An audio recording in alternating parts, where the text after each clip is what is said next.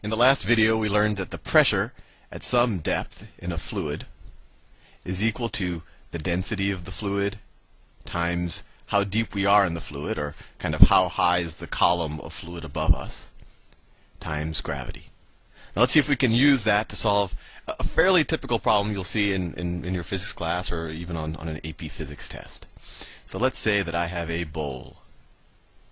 A bowl, let me draw the bowl. So this is my bowl.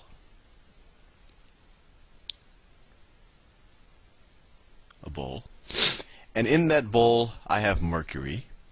And then I also have this kind of inverted test tube that I stick in the middle of this is the side view of the bowl, and I'll draw everything shortly.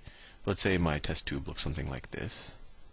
So the test tube that I put in the bowl is something like this.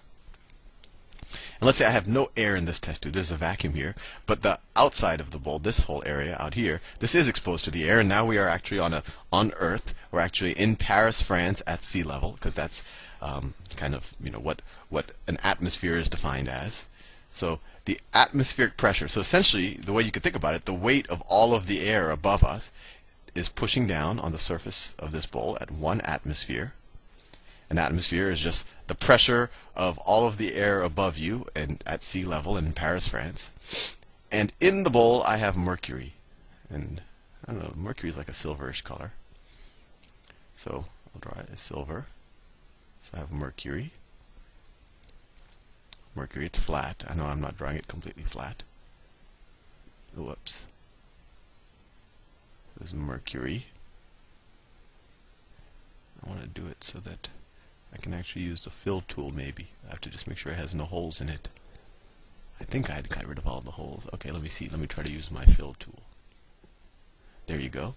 And let's say that mercury, there's no air in here. It actually is going to go up this column a little bit, and we're going to do the math as far as well. One, we'll see why it's going up, and then we'll do the math to figure out how high up does it go. So say the mercury goes up some distance. Right, this is all still mercury. This is all still mercury.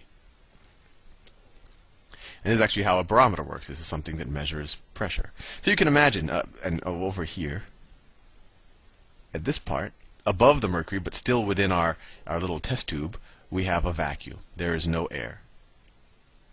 Vacuum, one of my favorite words because it has 2 U's in a row. Anyway, what was I doing? Oh, okay, so we have this set up. So my question to you is, how high is this column of mercury going to go? How high is this column of mercury going to go? And first of all, let's just have the intuition as to why this thing is going up to begin with. So we have all this pressure from all of the air above us, and I know it's a little unintuitive for us because we're used to all of that pressure on our shoulders all of the time, so we don't really imagine it, but there is literally the weight of the atmosphere above us, and so that's going to be pushing down on the surface of the mercury on the outside of the test tube. And essentially, since there's no pressure here, the mercury is going to go upwards here. But now this state that I've drawn is a static state. We've assumed that all the motion has stopped, etc., etc., etc. So let's try to solve this problem. Oh, and a couple of things we have to know before we do this problem. It's mercury, and we know that the mercury, the specific gravity, and I'm using terminology because a lot of these problems, the hardest part is the terminology. The specific gravity of mercury is 13.6. That's often a daunting statement on a test when you know how to do all the math and all of a sudden you don't. What is specific gravity? All specific gravity is the ratio of how dense that object is, that substance, to water. So all that means is that mercury is 13.6 times as dense as water. Right? And hopefully after the last video, because I told you to, you should have memorized the density of water, is 1,000 kilograms per meters cubed. So the density of mercury, let's write that down. Density, and that's the rho, or a little p, depending on how you want to view it, of mercury is going to be equal to 13.6 times the density of water. So times 1,000 kilograms per meter cubed. Okay, so let's go back to the problem. So what we want to know is how high this column of mercury is. So we know that the pressure, let's consider this point right here. Let's consider this point right here, which is essentially the base of this column of mercury. What we're saying is the pressure on the base of this column of mercury right here, the pressure at this point down, pressure down has to be the same thing as the pressure up, right? Because the mercury isn't moving, we're in a static state. And we learned several videos ago that the pressure in is equal to the pressure out on a liquid system. So essentially, I have 1 atmosphere pushing down here on the outside of the surface. I must have 1 atmosphere pushing up here. So the pressure pushing up at this point right here. We could imagine that we have that aluminum foil there again, just to imagine that, you know, where the pressure is hitting. The pressure there is 1 atmosphere. So the pressure down right here must be 1 atmosphere. And what's creating the pressure down right there? Well, it's essentially this column of water, or it's this formula, which we learned in the last video.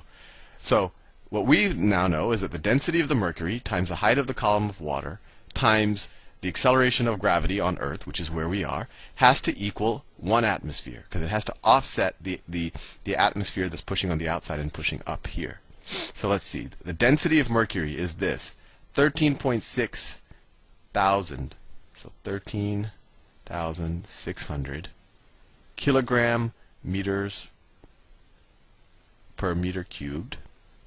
That's the density, times the height. We don't know what the height is. That's going to be in meters. Times the acceleration of gravity, 9.8 meters per second squared, is going to be equal to 1 atmosphere.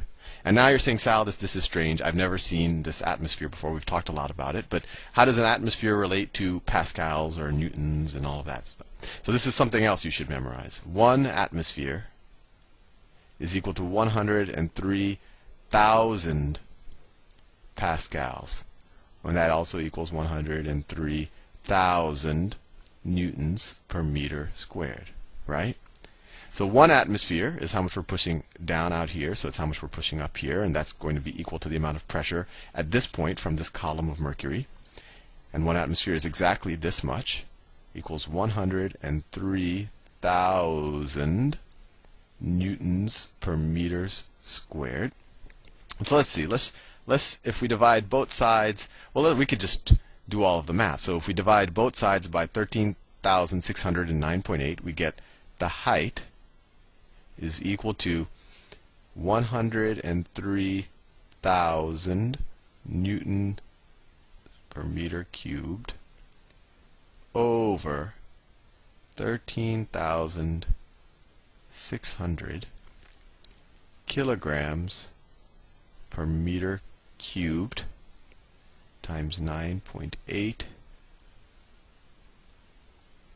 meter per second squared. And what does that get us to? And notice, make sure you always have the units right. That's the hardest thing about these problems, just to know that an atmosphere is 103,000 pascals, which is also the same as newtons per meter squared. Now let's just do the math. So let me type this in. Well, I'll use the pointer.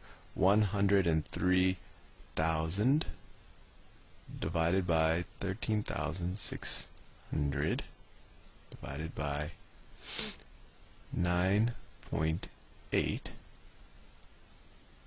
equals 0.77. And we were dealing all with Newton. So height is equal to 0.77 meters. And you should see that the units actually work out, because we have a meters cubed in the denominator up here, we have a meters cubed in the denominator down here, and then we have kilogram meters per second squared here, and then we have newtons up here. But what's a newton? A newton is kilogram meter squared per second. So when you divide, you have kilogram meter squared per second squared. Here you have kilogram meter per second squared. When you do all the division of the units, all you're left with is meters. So we have 0.77 meters, or roughly 77 centimeters, is how high this column of mercury is. And you can make a barometer out of it. You can say, oh, well, let me make a little notch on this test tube, and that represents 1 atmosphere. and you can go around and figure out what the atmosphere, how many atmospheres different parts of the globe are. Anyway, I've run out of time. See you in the next video.